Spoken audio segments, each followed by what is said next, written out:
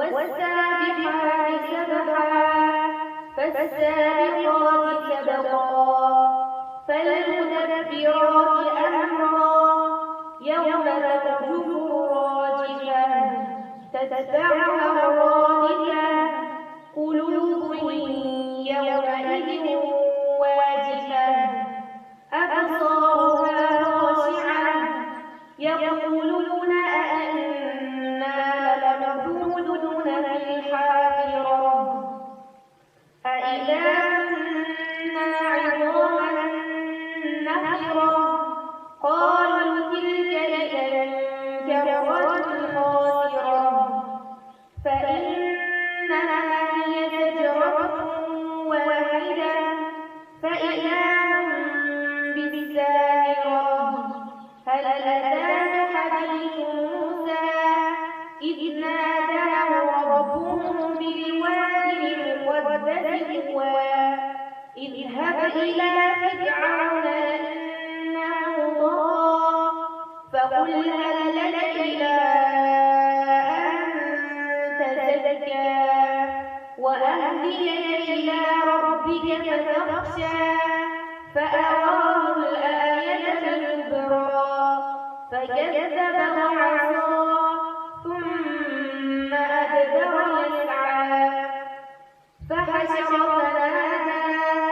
فقال أنا ربكم الأعلى فأخذه الله نكال الآخرة والأولى إن في ذلك لعبرة لمن يخشى أأنتم أشد خلقا أم السماء بناها رفع سمكها فسواها وأغطش ليلها وأخرج ضحاها والأرض بعد ذلك دحاها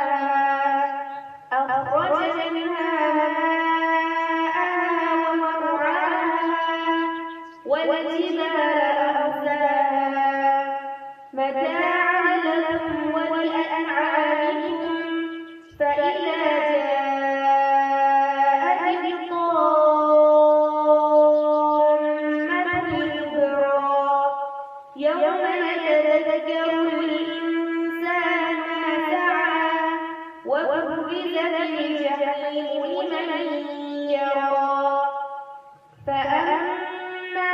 من طغى وآثر الحياة الدنيا فإن الجحيم هي المأوى وأما من خاف مقام ربه ونهى النفس عن الهوى فإن الجنة هي المأوى يسألونك عن الساعة أيان مرساها فيما أنت من ذكراها إلى ربك منتهاها إنما أنت منذر من يخشاها كأنهم يوم يرونها لم يلبثوا إلا عشية أو ضحاها بسم الله الرحمن الرحيم عبس وتولى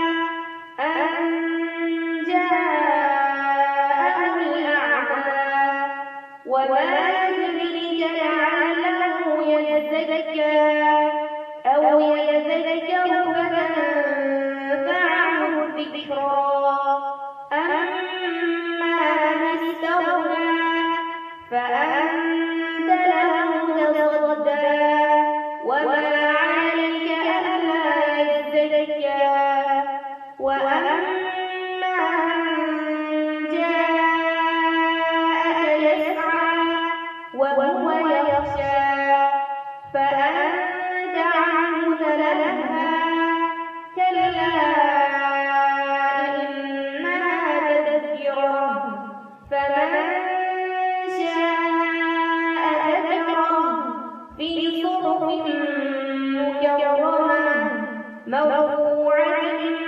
مطهرة بأيدي سفرة كرام بررة قتل الإنسان ما أكفره من أي شيء خلقه من نطفة خلقه فقدره ثم السبيل يسره ثم أماته فأقبره ثم إذا شاء أنشره كلا لما يقض ما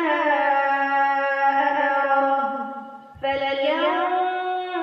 الإنسان إلى طعامه أنا صببنا الماء صبا ثم شققنا الأرض شقا فأنبتنا فيها حبا وعنبا وقضبا وزيتونا ونخلا وحدائق غلبا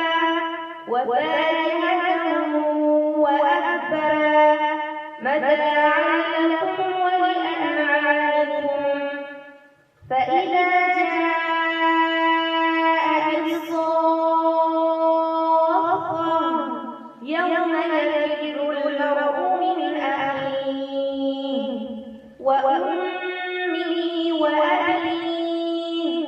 وصاحبته وبنيه لكل امرئ منهم يومئذ شأن يغنيه وجوه يومئذ مسفرة ضاحكة مستبشرة ووجوه